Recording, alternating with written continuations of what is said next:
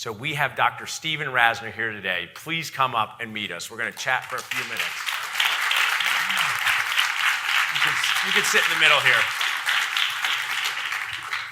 Between two funny dentists. This is you're a pretty funny dentist yourself too. We got some phones. Yeah, yes. So even people who you might look up to other people. Coaches have coaches.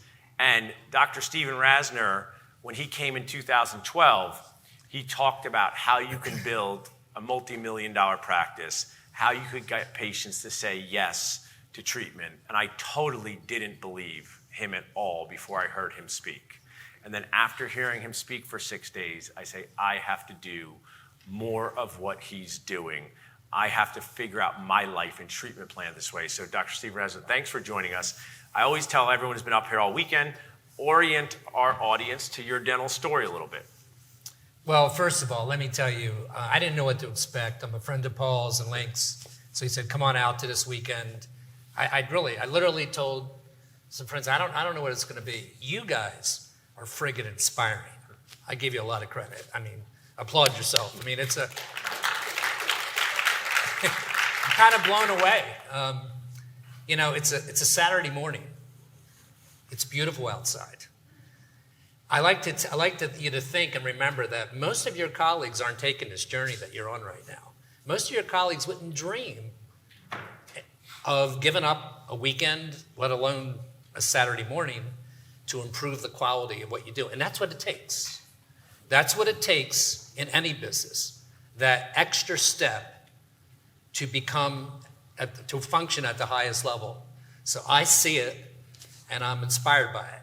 And as far as you're concerned, man, you've become a great speaker. Oh, thanks, Steve. Oh, my goodness. I'm a little intimidated up here. I've spoken for 23 years and won a lot of awards, but a little nervous right now, to be honest. Oh, you're doing great. I want you to bring something out on this house that amazing things are possible, because tell them about your general practice, how much it brought in, and where it was located. Yeah. So the first thing you got to know is that I went to the University of Pennsylvania in 1980. Yeah, that's how old I am. And, I tried really hard, worked every weekend, stayed up late at night, got up early, because I was determined to be the number one ranked student in the class. When those rankings came out in May of 1980, yours truly was ranked number 157. According to the grades, there were only 8 other students considered worst possible dentists than myself. So without any other options, I had to go back to southern New Jersey, about an hour from here, because I didn't get any GPRs. And I went back to practice with my father. And I'm sure if he had another candidate, he wouldn't have taken me. And it's the truth. And so I'm in a place called Cumberland County. Google it. It is ranked, the unemployment's 3 times higher than the national average. 25% of my population falls into the poverty level. USA went on to rank my town as the 2nd worst place to live in the United States. My average day has me working on a farmer, a retired fisherman, a checkout clerk at a dollar store. We don't have any Macy's, Nordstrom's, Saks Fifth Avenues, because we don't have a market for upscale anything. So flash forward to today, I was not just like you. I took CE has been my life. And I was relentless in my pursuit of not to be at the bottom of my class in life. And, it's too long of a story, obviously, and I thank you, Paul, to share every, innuendo here this morning. But, the practice does $5 million a year on a 4-day work week. There's a lot more. When I talk about money in any avenue with dentistry, money just liberates you to live your life to the fullest. It's not about, I drove here today. I have a Lexus 2007. It's so dented up that when I back up into a pole, which I do frequently, I don't even get out to check it. I don't give a damn if somebody sides me a little bit. That's the beauty of that. It's not about that. It gives you the ability to be community. I won a United States, which is one of the things I'm most proud of in my career, United States Congressional Award for civic duty, for giving back to my community. That's how many things I've done for 40 years. And you can't do that if you're worried about payroll. And it is okay if you're worried about payroll right now, because I was. Everything I've done today came from mistakes I made earlier in life. So it's all, I can tell you this, if you want to know, that's where I practice. So I practice an hour from here. It is nothing like walking out of the Warwick. It's a... And one of the things I want to add here, Steve, please. The real thing is to find Steve at lunch if he stays and talk more with him. But I'm from Center City, Philadelphia. I was in Steve's orbit of speaking, and I saw what he was doing. But Link, how did you meet Steve Rasner, and how did he help transform how you thought about things? So my practice management consultant brought Steve to Australia. That's how I first met him. And she said, would you like to tour around? I've got this guy coming from America. Would you like to tour around and do the introductions and just generally be a gopher? And I said, sure. And then Steve was the first person who brought the audience to tears. And not because he was bad, but because he was vulnerable on stage. And that's when I learned that if you want to be a really powerful speaker, you actually have to be vulnerable when you stand up here. And so, sometimes you learn a lesson, but it can take a long time to implement. That was in about 2008 or something like that. And so then one time I visited Steve's practice, and sometimes when I teach treatment planning, people come and they go, now I want to come to your practice and see how you really do it, because they've heard of people who do one thing when they lecture and then a different thing when they're not lecturing. And the comment is that you just do it the same way. And I went to Steve's practice because he had all these pictures at the time, it was his old practice, of it's not very fancy. He's got a fancy one now. But he had one then that was not very fancy. So I wanted to see for myself, if this was true. And it was true. It wasn't very fancy. Thank you. And Steve put me up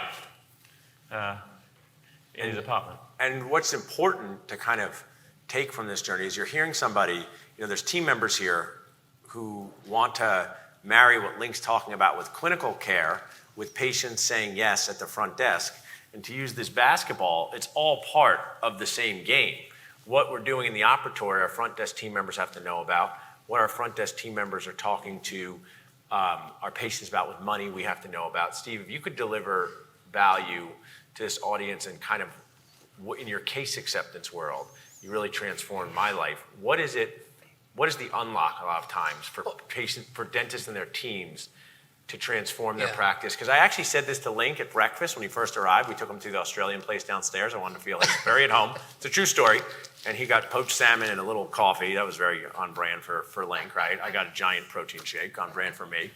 And I said to him, the more money you produce, the more people that you help in your practice. If you think about that for a minute, it's not without judgment of small practices, but the more money you produce, the more people that you get to help chew and smile with confidence. So someone was looking for kind of either a case acceptance thought or a mindset shift. What would you share with them? So I'll tell you two things. A case acceptance thought is this to me. And you got to understand, I don't get 40 new patients a month where I'm at. I don't want 40 new patients a month. What I want is whatever number of quality patients will consider comprehensive care. Okay? So where does that start? It starts with your branding. That's number one. How are you branding? This is case acceptance. If you brand an emergency today, you're going to attract different patients than if you brand trust and confidence. And we can't have the time to talk to how do you brand trust and confidence. Email me or talk on Paul's group. I'm approachable. And so then what happens is it's tied into who answers that call.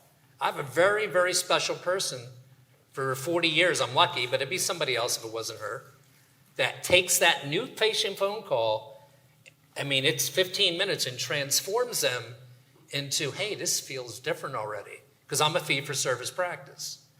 in a sea of insurance-driven practices, in an area of the United States that you don't even want to live in. I don't live there. I'm from there, but I don't live there. And so then, to me, it's just so clear and obvious. And then that patient that called comes in one day, right? A week or two later. What's happening there? You know, how are they greeted? How does it look visually to them? Is there an order? Does it feel different? I don't know if you're feeling me right now or get this, but it's really what, and that comes from the doctor making sure that everybody on the team is part of that.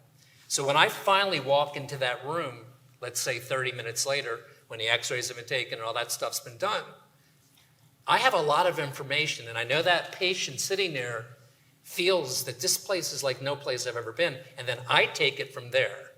And one of the ways that I get to trust is, and I mean this, is at one point in that early discussion with a new patient, I'll tell them about who I am. I'll say something like, listen, there's 30 other offices you could have gone to today, you know, but you're sitting in my chair, and we're all different. So if you don't mind, I want to tell you where you're sitting right now.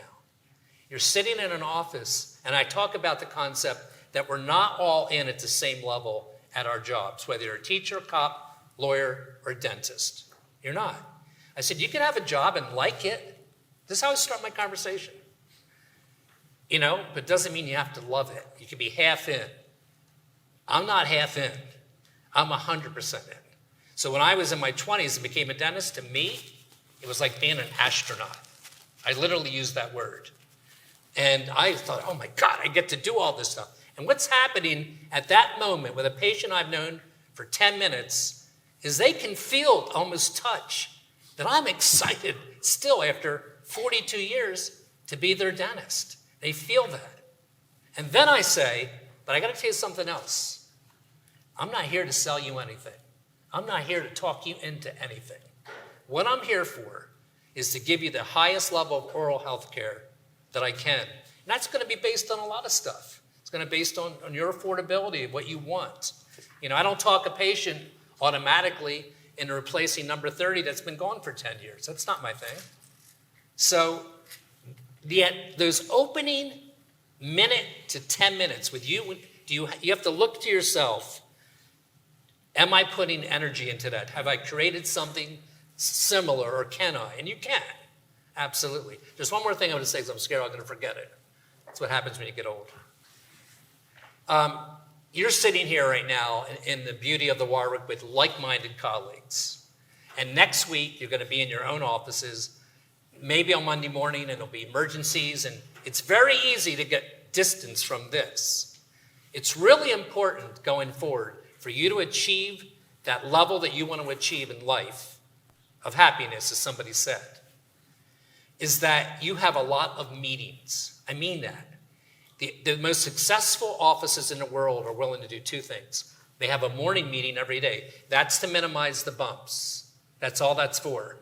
But those organizations have 1 to 2 meetings a month, and I'd recommend 2 if you want to really achieve high success, where you're changing your culture, where you're talking about what happened this weekend at Nacho's, where you're talking about how we're going to get involved with CE, with RIPE, or whatever you're doing. The ether wears off quickly. We're all feeling it right now, right? Because we're all together, we're like-minded. But we all got to go back to where we came from on Monday. And it's important. I would always schedule, and I did, a meeting that Monday after you take any course and meet with your staff and say, this is what I got from it, this is what we're going to implement, blah, blah, blah. Talk to me about how to run effective meetings, and I can double your practice. And I love this, Steve. One thing is we wrap up in a few minutes, but Todd Fleischman has kindly said is what we do is relationship-based CE. And we're sitting here, how many miles away is Australia? Geography is my weakness. How many miles away? I don't know miles. It's about 16,000 kilometers. So, metric system, even worse. Anyway, we are sitting here a foot away from each other. One guy who's across the world, one guy who lives 3 blocks from here with someone who helped them do both of this. So relationship-based CE is what all of this is about. And Steve is a humble guy because people sell their practice, but they keep working. So he's working as a dentist, but he went through the process of certifying his center in New Jersey to be able to do live placement implant surgery, dealing with the New Jersey State Board, so that he could offer this. Yeah, frightening. So he could offer this literally so close to here, because one of the weaknesses is dentistry in the state's rights is crazy. You can go to Arizona and get a license in a week and learn to place implants, and in New Jersey, you would lose your license to try to do that. So he's still pushing things forward. But one of the things I wanted to share before we wrap up is, yesterday, the DSO panel said to me, texted a lot of their friends and said, nobody's having this conversation that Dental Nachos is having. Private practice and DSOs. Private practice and the next step. When I go to the DSO conferences, it's very DSO Kool-Aid. When you go to a private practice group, it's very much only private practice. So we're sitting here having this discussion. So Steve, tell the audience, after practicing for decades, when your practice, why did you make the decision to transition your practice and stay on with the DSO? No, it's easy, because I wasn't like those young dudes that have a lot of real estate already. Yeah. Every stock I bought went the other way. So a lot of you are very bright and you're creative and you acquire big assets. My practice was my asset, to be honest with you. I had to decide the old model doesn't work to me anymore. I mean, it's hard to, you would lose literally millions of dollars if you use the old model of bringing in a young dentist and teaching him. And when your practice does as much as I did as a solo practice, nobody's going to be able to afford it. So I stumbled. Listen, if you've listened to me for years, you would find tape on me talking down about DSOs and corporate dentistry. And for the most part, I don't know if I'm supposed to say this. You can say it. I stand by it. I'm not sure it's really good for dentistry. I don't think it is. Maybe even the one I joined. But there are different personalities in DSOs, just like there are in dentists. So some of them are completely hands-off. In other words, they buy you, and you do it just the way you did it. And that's what I have. So nothing's different. The labs I use, the supplies I use, things like that. I stumbled upon it because it was a hard decision for me. Because look, I'm 42 years into this, man. I work full-time. I still love what I do. I do. I love the patient interaction. I love comprehensive rehabilitation. It may sound boring amongst all these stars we're talking about today, but I'm still a dentist, a wet finger dentist. And what I wanted you guys to take away from this whole weekend, because there's DSOs in Australia, there's DSOs in the United Kingdom, there's DSOs here, is that we really need to pay attention to what's happening in dentistry. What Steve says as a practice transition broker, for your awareness of the reality is, it would be very rare / impossible for a bank to lend one practice owner $5 million to buy a $5 million practice. Sure. They do get very concerned once it gets over $2 million, because they're not so sure that solo dentist can replicate the work. So if you're sitting here with practices that are magical and do these type of numbers, you should get with your advisors and talk about your steps, because selling them to a private practice younger dentist may not be practical or possible. So I would encourage you to find Steve at this break, because this is a clinician who's been doing this for 40 years, doing CEs. But what I want to share, Steve, and this is very important, is Link and I are grateful. That is the highest level of thanks that you came into our lives. And I really appreciate you sharing with this audience. And I always want to share, if somebody was watching it now, sitting here, watching on demand, how could they reach out to you to learn more about what you do? Two things. You can email me at, you're going to like this, guys, drrasner@aol.com. It still exists. It's OG. yeah. OG. Well, let's give Steve a round of applause. We're going to turn it back over to the Link Show.